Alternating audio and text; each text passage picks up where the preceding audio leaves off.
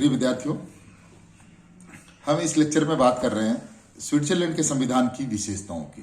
3 विशेषताएं हमने पूर्व के लेक्चर में कर ली। अब चौथी विशेषताएं देखिए। राज्य का कल्याणकारी स्वरूप। नवीन संविधान में स्विस राज्य व्यवस्था के सामाजिक कल्याणकारी कार्यों का भी वर्णन किया गया है। अनुच्छेद 43 ये व्यवस्था करता है कि सभी नागरिकों को सामाजिक सुरक्षा का लाभ मिले, सभी नागरिकों को स्वास्थ्य संबंधी सुविधाएं प्राप्त हो, सभी सक्षम लोगों को अपनी क्षमता के अनुसार रोजगार मिले, सभी नागरिकों को आवश्यकता अनुसार निवास करने के लिए मकान मिले, बच्चों को शिक्षा की सुविधाएं प्राप्त हो। राज्य व संघीय सरकारें इन लक्ष्यों की प्राप्ति के लिए सतत प्रयास करेगी। अनुच्छेद 111 में संघीय सरकार को निर्देश दिया गया है कि वरिष्ठ नागरिकों तथा शारीरिक रूप से निःशक्त लोगों को सुरक्षा प्रदान करे। यह व्यवस्था वरिष्ठ नागरिक पेंशन, इंश्योरेंस तथा विभिन्न कंपनियों के पेंशन प्लान द्वारा संभव है। अनुच्छेद 112 में राज्य सरकार को निर्देश दिया गया है कि वृद्धावस्था तथा शारीरिक निःशक्तता के संदर्भ में योजनाएं बनाते समय सरकार निम्न तथ्यों का ध्यान रखेगी। नागरिकों के लिए इंश्योरेंस अनिवार्य है। पेंशन मूलभूत आवश्यकताओं की पूर्ति के अनुरूप होनी चाहिए। अधिकतम पेंशन न्यूनतम पेंशन से दुगनी अधिक नहीं होनी चाहिए।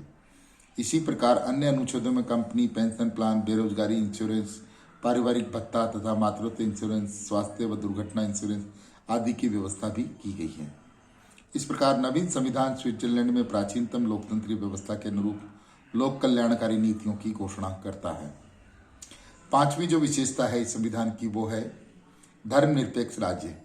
यद्यपि संविधान में पृथक रूप से धर्मनिरपेक्षता की चर्चा नहीं की गई है, तथापि संविधान राज्य का स्वरूप धर्मनिरपेक्ष घोषित करता है, क्योंकि संविधान का एक 15वां अनुच्छेद सभी नागरिकों को धर्म तथा अंतःकरण की स्वतंत्रता प्रदान करता है।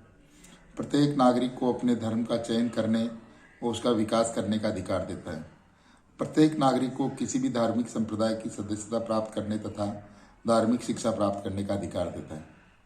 किसी भी नागरिक को किसी धर्म को मानने के लिए धार्मिक गतिविधियों तथा शिक्षा के लिए बाध्य नहीं किया जा सकता। अर्थात सभी धर्म के लोग अपने अपने धर्म को मानने के लिए स्वतंत्र हैं। संविधान के अनुच्छेद 72 में राज्य तथा चर्च के मध्य संबंध को कैंटून का विषय माना गया है। संघीय सरकार तथा कैंटन की सरकारों से अपेक्षा की गई है कि वे अपनी शक्तियों की सीमा के अनुसार विभिन्न संप्रदायों के लोगों के मध्य परस्पर शांति बनाए रखने का प्रयास करेंगे।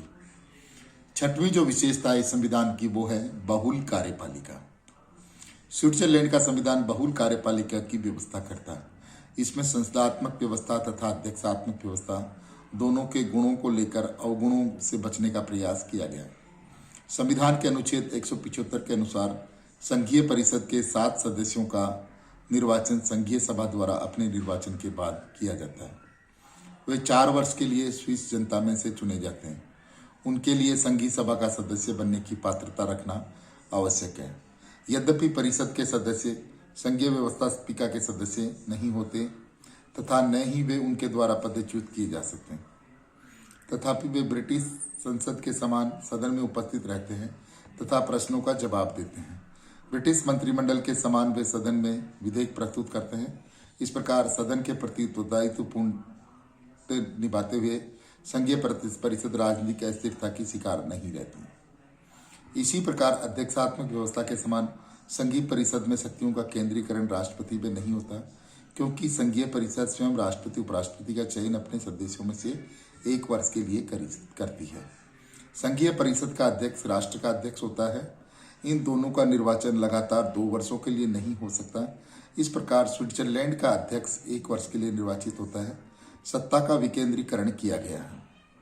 इस प्रकार संघीय परिषद के 7 सदस्य समान पदीय हैं तथा 4 वर्षों में उनमें से कोई भी अध्यक्ष या उपाध्यक्ष चुना जाता है, इसलिए उसे बहुल कार्यपालिका के नाम से जाना जाता है। बहुल कार्यपालिका जो संसदीय मंत्रिमंडल के समान उत्तरदायी होती है किंतु अस्थिर नहीं होती तथा अध्यक्षात्मक व्यवस्था के समान स्थिर होती है मगर केंद्रीकृत नहीं होती। 7वीं जो विशेषता है संविधान की वो है द्विसदनात्मक व्यवस्थापिका। संविधान का अनुच्छेद 148 राष्ट्र के लिए द्विसदनीय व्यवस्थापिका का प्रावधान करता है। निम्न सदन को राष्ट्र परिषद तथा उच्च सदन को राज्य परिषद कहा गया है। राष्ट्र परिषद के सदस्यों का निर्वाचन नागरिकों द्वारा आनुपातिक प्रतिनिधित्व प्रणाली से 4 वर्ष के लिए किया जाता है। कैंटोनों में 200 स्थानों का बंटवारा जनसंख्या के अनुपात में किया जाएगा। उच्च सदन राज्य परिषद है, जिसे संघीय व्यवस्था के अनुरूप कैंटोनों का प्रतिनिधि बनाया गया है। उच्च सदन में पूर्ण कैंटन तथा कैंटन 2 तथा अर्ध कैंटन 1 प्रतिनिधि भेजते हैं। राज्य परिषद के प्रतिनिधियों के निर्वाचन के नियम संविधान की धारा 150 के अनुसार स्वयं कैंटन के द्वारा निश्चित किए जाते हैं। परिणाम स्वरूप कैंटनों के द्वारा राज्य परिषद के सदस्य भिन्न समयावधि के लिए चुने जाते हैं। नवीन संविधान ने इस संदर्भ में कोई परिवर्तन नहीं किए। वस्तुतः प्रत्यक्ष लोकतंत्र की विधाओं यथा लोक निर्णय आरंभक तथा जनमत संग्रह की लोकप्रियता के कारण स्विट्जरलैंड में संघीय व्यवस्थापिका के महत्व में कमी आई है। 8वीं जो विशेषता है विद्यार्थियों इस संविधान की, वो है सीमित न्यायिक पुनरावलोकन। संघीय संविधान की विशेषताओं के अनुसार स्विट्जरलैंड में संघीय न्यायपालिका है। स्विस संविधान का अनुच्छेद 191 न्यायपालिका की स्वतंत्रता की घोषणा करता है।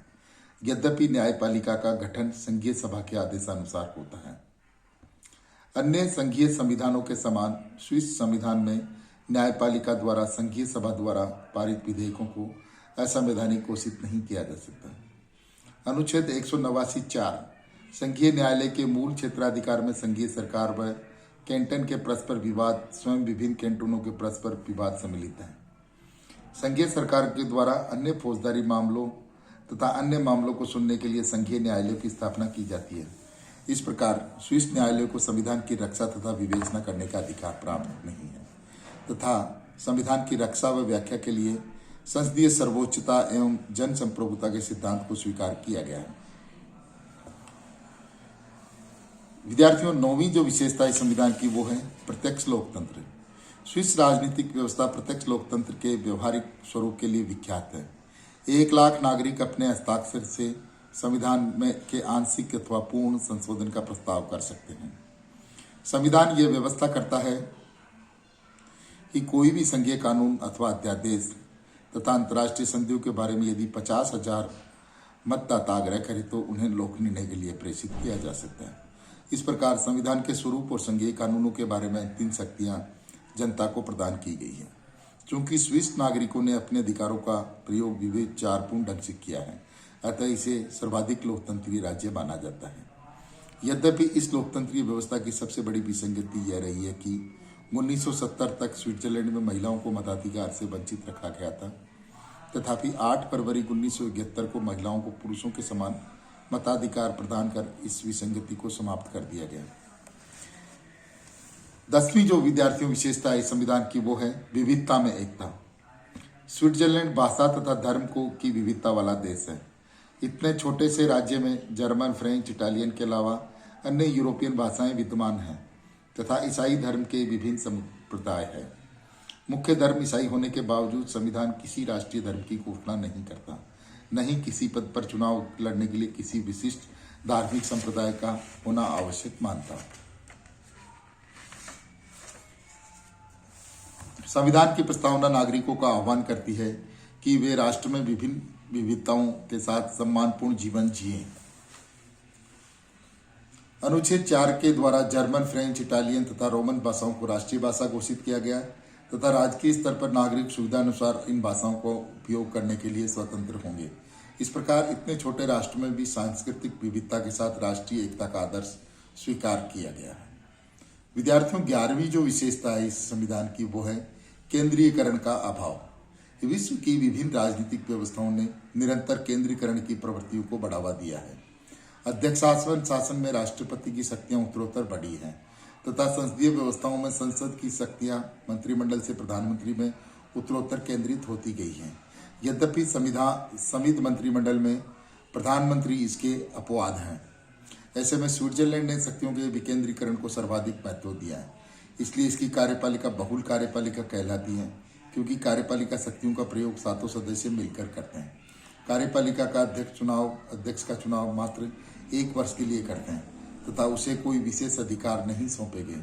वस्तुतः स्विट्जरलैंड में शक्तियों के केंद्रीकरण से बचने के लिए जनता को लोक निर्णय तथा आरंभ के माध्यम से शक्तियों का प्रत्यक्ष प्रयोग करने का अधिकार दिया गया है। इस प्रकार स्विट्जरलैंड में कार्यपालिका अथवा व्यवस्थापिका के निरंकुश होने की संभावनाएं समाप्त कर दी गई हैं। किसी राजनीतिक व्यवस्था का औपचारिक स्वरूप यद्यपि संविधान प्रदान करता है, तथापि व्यवहार में उस स्वरूप को बनाए रखने का श्रेय प्रत्येक व्यवस्था के नागरिकों तथा उसके निर्वाचित प्रतिनिधियों को जाता है।